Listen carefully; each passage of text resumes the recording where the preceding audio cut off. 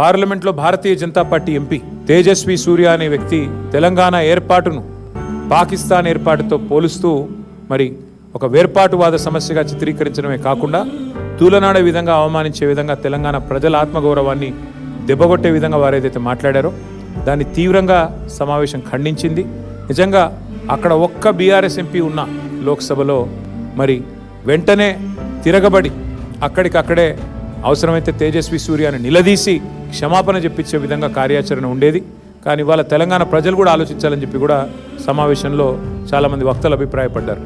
అక్కడ 8 మంది కాంగ్రెస్ ఎంపీలు 8 మంది బీజేపీ ఎంపీలు ఉన్నా చేష్టలుడిగి ఉత్సవ విగ్రహాల మాదిరిగా చూస్తూ కూర్చున్నారు తప్ప తేజస్వి సూర్య గారు తెలంగాణ ఏర్పాటును పాకిస్తాన్ ఏర్పాటుతో పోల్చినా కనీస స్పందన లేకుండా మరి నిశ్చేష్టులుగా ఏదైతే చూస్తూ ఉన్నారో దాని సమావేశం తీవ్రంగా నిరసించింది.